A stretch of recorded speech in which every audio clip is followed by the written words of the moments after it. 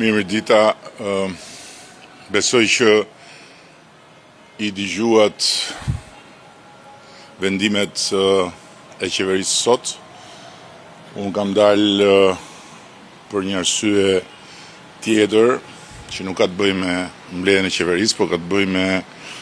një zhvillim që unë e konsideroj shumë pozitiv, lidhur me procesin e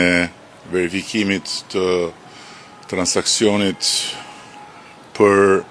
blerjen e tokës në Zvërnec, që do thot me sqarimin e plot dhe përfundimtar të origjinës së fondeve të kaluara përmes bankës dhe me çlirimin përfundimtar të investitorëve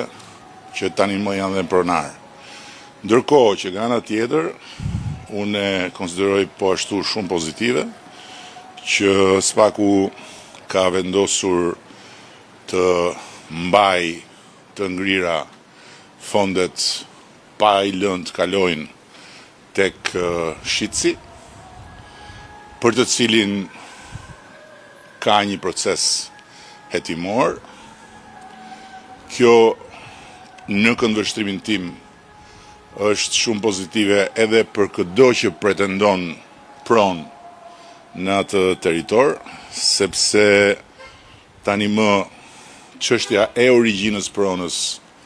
është një çështje që do të mbulohet nga një hetim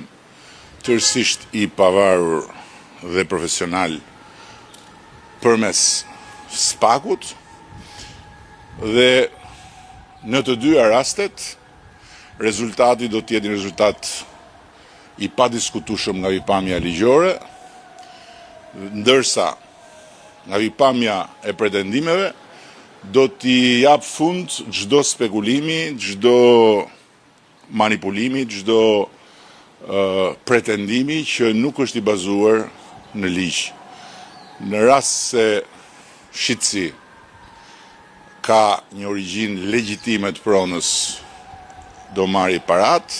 Në rast se nuk e ka, natyrisht që parat do t'i mbeten Republikës së Shqipërisë dhe patjetër që ato do të përdoren për cilin do që do të provojë se pretendimin mbi pronën e ka të bazuar. Kështu që këtu merr fund çdo lloj shqetësimi i atyre që janë pretendent të sinqert të pronës, dhe çdo kush tjetër që shfaqet si pretendent me Shqipërinë e shqiptarëve në gojë dhe me kurdisjen e duarve të tjera nga mbrapa, mund të vazhdoj të shfaqet, por nuk është më problemi ynë. Nëse ka pyetje, jam në dispozicion, por kam një kod kufizuar sepse kam një tjetër komunikim